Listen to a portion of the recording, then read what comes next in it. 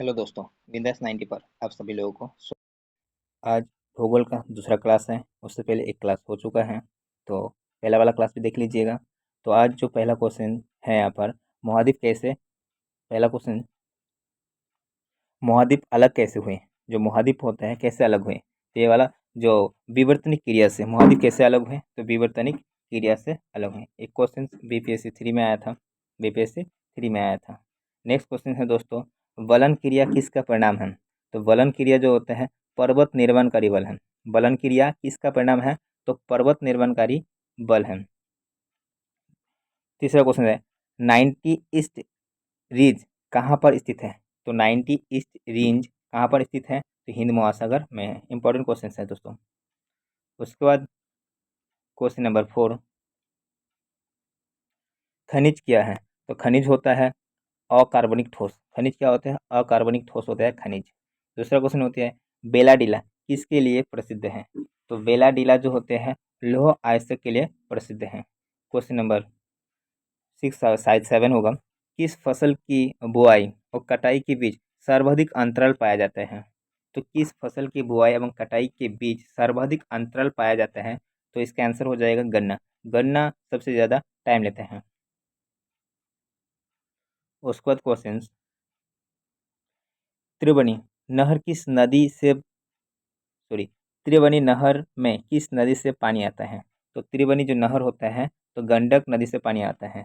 तो गंडक नदी में कौन सा नहर है, तो त्रिवेणी नहर है। उस नेक्स्ट क्वेश्चन, सूर्य के ऊपर के भाग को क्या कहते हैं। तो सूर्य के जो ऊपर वाला भाग होता है वो होता है वर्णमंडल। क्या होता है, वर्णमंडल। नेक्स्ट क्वेश्चन यहाँ पर दोस्तों, भूगर्भ में जिस स्थान पर भूकंपीय तरंगों की उत्पत्ति होती है उस स्थान को भूमि या फिर भूकंप केंद्र कहते हैं, और जहाँ पर निकलता है बाहर सत्ता में उसी को एपिसेंटर कहते हैं। उसका नेक्स्ट क्वेश्चन, पश्चिम की ओर भ्रमण करने वाला ग्रह, जो पश्चिम की ओर भ्रमण करते हैं, तो पश्चिम की ओर भ्रमण करने वाला जो ग्रह होती है वो होते हैं अरुण और शुक्र होता है। नेक्स्ट क्वेश्चन, खारेपन की दृष्टि से जो समुद्र अन्य तीनों से भिन्न है, मतलब खारेपन की दृष्टि से जो समुद्र अन्य तीनों से भिन्न है वह है मृत सागर। सबसे ज़्यादा नमक है यहाँ पर।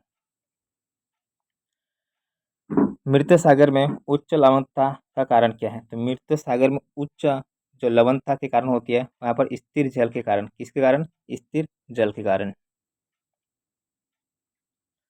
नेक्स्ट क्वेश्चन, जल और पंख कहाँ निर्मित होता है, वह होते हैं। जल और पंख कहाँ निर्मित होती है, तो पहाड़ी के तलीय क्षेत्र पर। जल और जो पंख होती है वो पहाड़ी के तलीय क्षेत्र में होता है।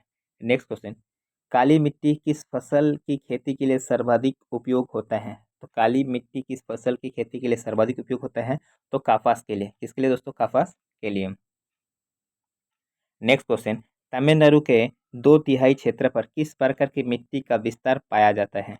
तो तमिलनाडु के 2/3 क्षेत्र पर किस प्रकार की मिट्टी का विस्तार पाया जाता है, तो लाल मिट्टी। कौन सा मिट्टी, लाल मिट्टी में पाए जाते हैं।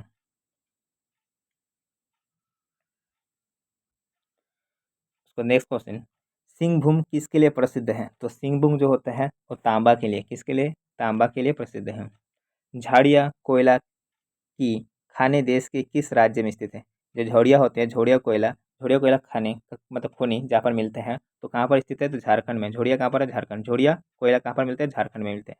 झोड़िया झारखंड, इस तरह से याद रखना पड़ेगा। कौन सा पर्वत महाद्वीपीय जल विभाजक के रूप में जाना जाता है, तो हो जाएगा राकीज। उसके बाद नेक्स्ट क्वेश्चन दोस्तों, भारत की सर्वाधिक वर्षा मुक्त प्राप्त होती है। भारत में सर्वाधिक वर्षा मुक्त प्राप्त होती है दक्षिण पश्चिम मानसून से। दक्षिण पश्चिम मानसून से होते हैं। नेक्स्ट क्वेश्चन, मानसून किस भाषा का शब्द है, तो अरबी भाषा शब्द है। कौन सा भाषा शब्द है, अरबी भाषा शब्द है। नेक्स्ट क्वेश्चन, तपोवन या विष्णुगढ़ जल विद्युत परियोजना कहाँ पर स्थित है। तपोवन या और विष्णुगढ़ जल विद्युत परियोजना कहाँ पर स्थित है, तो उत्तराखंड में स्थित है दोस्तों। उसके बाद नेक्स्ट क्वेश्चन,